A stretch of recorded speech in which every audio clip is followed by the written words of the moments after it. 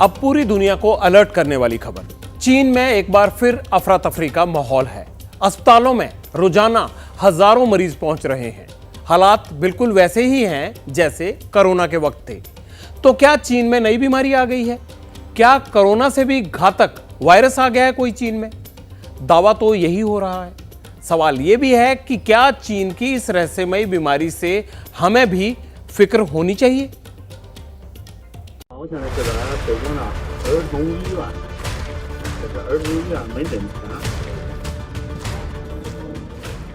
ये बीजिंग का children hospital है।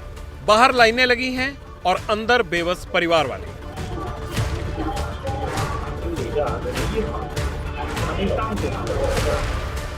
मास्क फिर से निकल आए हैं। ऐसा लगता है किलर कोरोना की नई लहर है। लेकिन बात इससे आगे की है। चीन में एक रहस्यमयी बीमारी आई है जिसका शिकार हो रहे हैं बच्चे। बीजिंग, शंघाई और लियाओनिंग तक इस बीमारी का खौफ दिखने लगा है। 3 साल पहले जिन लोगों ने चीन की कोरोना साजिश को एक्सपोज किया था, अब वो भी इस नई आफत से अलर्ट पर हैं।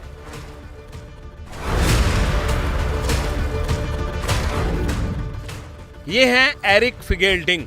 चीन के शंघाई में पैदा हुए, लेकिन अब अमेरिका के सबसे मशहूर साइंटिस्ट में से एक हैं। जॉन हॉकिंस और हार्वर्ड जैसी प्रतिष्ठित यूनिवर्सिटीज से जुड़े हैं और अभी अमेरिका के new England complex system institute में कोविड टास्क फोर्स के चीफ हैं। 22 नवंबर को एरिक ने एक के बाद एक 21 ट्वीट किए। वीडियो सबूतों के साथ बताया कि चीन में एक नई रहस्यमयी बीमारी ने दस्तक दी है। डॉक्टर एरिक के मुताबिक चीन में अब अज्ञात निमोनिया का प्रकोप फैल रहा है। इसके टारगेट पर हैं नन्हे मुन्ने बच्चे। अस्पतालों के बाहर पेरेंट्स की लंबी लंबी कतारें लगी हैं और दावा है कि कई स्कूल भी तत्काल बंद करने पड़े हैं।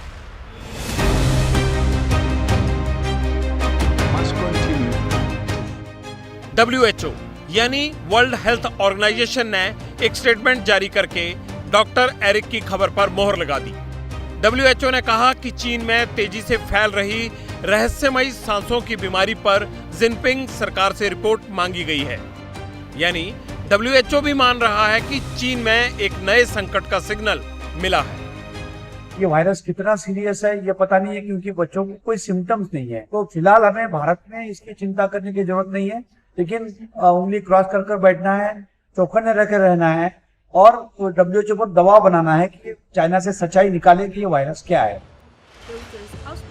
कोरोना पर चीन को एक्सपोज करने वालों में एक बड़ा नाम एक्टिविस्ट जेनिफर जेंग का भी है। जेंग का कहना है चीन में एक घातक बीमारी तेजी से फैल रही है। जेनिफर को लगता है कि या तो ये कोरोना की नई वेव है या फिर ये कोई नई बीमारी है। दोनों ही थ्योरी परेशान करने वाली हैं, क्योंकि चीन में अगर नई बीमारी आई तो उसके दुनिया भर में फैलने का डर भी रहेगा। जहां तक इंडिया का ताल्लुक है, अगर ये स्प्रेड होता है इट में बी बिग प्रॉब्लम। अभी तक उसकी फैक्ट्स की कोई कंफर्मेशन नहीं है कि किस टाइप का वायरस है। मीनवाइल हमें अपनी पूरी प्रिकॉशंस लेनी चाहिए। जिस तरीके का दिल्ली में पॉल्यूशन है या ठंड आनी शुरू हो गई है, तो वल्नरेबल पॉपुलेशन हैं जैसे बच्चे हैं, एडल्ट्स हैं, उसमें इन्फेक्शन का ज्यादा रिस्क होता है। 13 नवंबर को चीन के नेशनल हेल्थ कमीशन ने भी ये माना कि अचानक से रेस्पिरेटरी डिसीज यानी सांसों की बीमारी के मामले बढ़े हैं, लेकिन ज्यादा डिटेल्स शेयर नहीं की। गौर करने वाली बात यह भी है कि क्रिसमस और नया साल करीब है।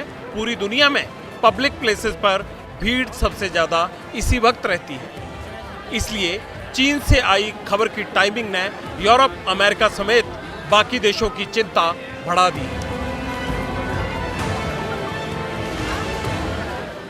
जैसे ही घड़ी का काटा दोपहर 2:30 पे आए, बबीता जी का दिल सास बहू साजिश के लिए मचल जाए। और ये है इनकी बहू, पूरे दिन ऑफिस की टेंशन हो जाए गॉन जब ये करें अपना फेवरेट शो फ्री टाइम पे ऑन। इनकी तरह आप भी देखें अपना फेवरेट शो अपने टाइम पर और डाउनलोड कीजिए ABP लाइव ऐप अपने स्मार्ट टीवी पर।